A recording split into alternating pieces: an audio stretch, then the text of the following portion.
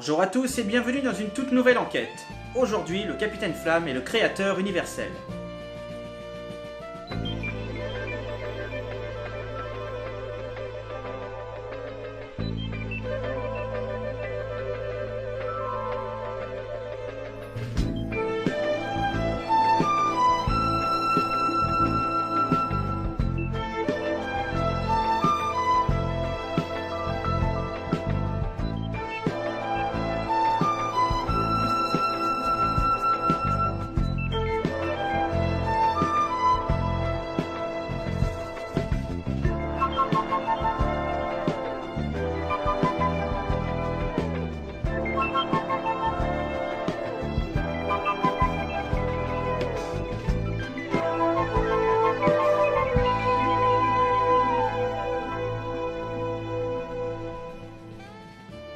Nous sommes sur la planète Laguna. Celle-ci n'a presque plus assez d'air ni d'eau pour tous ses habitants dû à sa très faible atmosphère.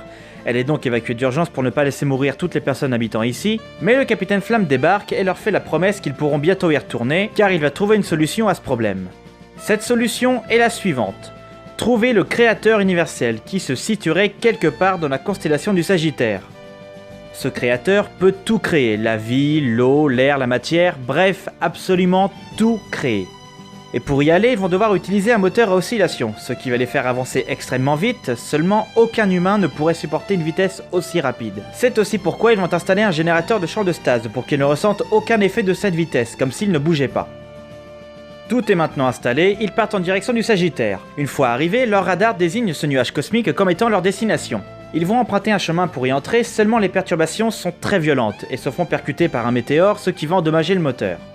Après avoir réussi à s'échapper du nuage, ils iront se poser sur cette planète pour voir les dégâts. Seulement ils ne sont pas seuls ici.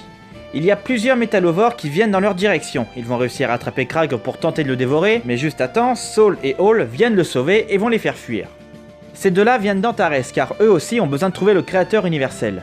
Ils partent tous ensemble pour retrouver le reste de leur groupe, Tal, Irok et Beldel. Et vu qu'ils se sont crashés, ils embarqueront tous à bord du Cyberlab pour les aider à trouver le créateur. Le lendemain, ils vont vérifier les dégâts causés par ce météore et ne trouvent rien de grave, excepté qu'ils sont à court du Théribium. Ils vont donc aller voir sur l'autre planète car Simon en a détecté.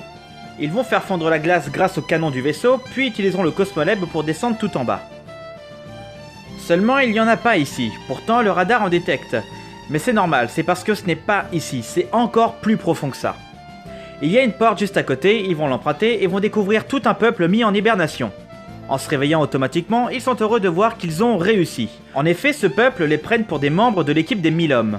Une équipe constituée uniquement de scientifiques pour tenter de faire revivre leur soleil qui s'éteignait petit à petit. Ce qui commençait à geler leur planète jusqu'à ce qu'elle soit complètement, entièrement recouverte de glace.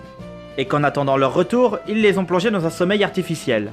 Flamme leur ment pour pas qu'ils ne désespèrent en affirmant qu'ils sont encore là-bas pour travailler pour leur mission, et leur demande s'ils ont du Théribium. Ils en ont, ils leur donnent et ils repartent. Saul lui demande pourquoi est-ce qu'il a menti sur les scientifiques.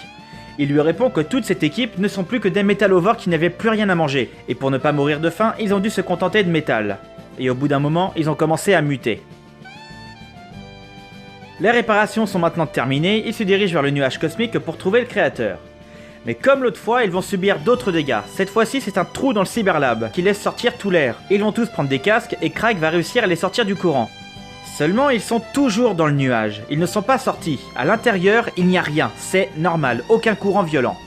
Ils iront se poser sur une nouvelle planète en vue pour réparer le vaisseau, sauf que cette fois-ci, ils vont se faire capturer par Usure, pensant que ce sont des espions de Surune. Ils vont les conduire dans une salle et Mala sera emmené ailleurs. Il a bu, sans le savoir, un sérum de vérité pour savoir d'où ils viennent et ce qu'ils veulent.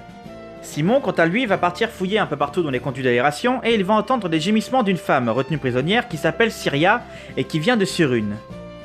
Ils seront ensuite conduits devant Lulstan, le roi de la planète verte, pour savoir ce qu'ils font ici et également tenter de négocier son aide. En effet, il veut qu'il modifie tous les vaisseaux qu'il possède car le Cyberlab est le seul à avoir pu traverser le nuage cosmique. Et il aimerait le même type de vaisseau et le même type de canon pour ensuite pouvoir anéantir le peuple de Surune pour trouver le créateur universel car il pense qu'il protège l'entrée. Flamme veut en décider avec ses amis et non tout seul, ils seront donc reconduits dans la grande salle. Évidemment, il ne veut pas exterminer les habitants de Surune et ils élaborent un plan pour s'évader. Simon part chercher le Cyberlab en passant par les conduits et Mala prend l'apparence d'Usure pour pouvoir les faire sortir et les conduire dans la cellule de Syria. Seulement le garde remarque qu'il manque Mala et Simon. Il va tirer dans la direction de Mala, seulement Tal va lui sauver la vie en tuant le garde, seulement ils ont tiré en même temps. Tal a reçu le tir. Et juste avant de mourir, il va lui demander de révéler le secret du créateur à son peuple lorsqu'ils l'auront trouvé. Et il va faire tout ce qu'il peut pour honorer sa dernière volonté. Il libère la princesse et partent tous vers la cour. Seulement le vrai Usur, qui après en avoir discuté avec le roi voulait les faire exécuter, remarque qu'ils se sont échappés. Il active l'alarme et les attend tous dans la cour prêts à tirer. Flamme essaye de voir si Simon est arrivé, seulement non, il n'est toujours pas là. Et en plus de ça, ils sont pris au piège car 2 de leurs vaisseaux sont là prêts à tirer s'ils ne capitulent pas. Mais par chance, le Cyberlab débarque, il détruit l'un des vaisseaux pour se poser, ils montent tous à bord, mais Usur, en visant Flamme, tire sur Saul, ce qui le tue sur le coup. Ils arrivent à récupérer son corps et partent aussi loin qu'ils le peuvent sans que l'armée ne puisse les suivre. Il rend hommage à Saul en le plaçant dans un cercueil spatial et l'éjecte du vaisseau en faisant la promesse qu'il ne sera pas mort en vain. Syria révèle qu'elle a été enlevée par Lulstan et voulait l'échanger contre le secret du créateur universel au peuple du Surune, et que même si ce peuple ne le savait pas, il allait dans tous les cas les massacrer pour le connaître. Flamme ramène Syria à son père, le roi Korok, et les prévient qu'ils sont en route pour les détruire.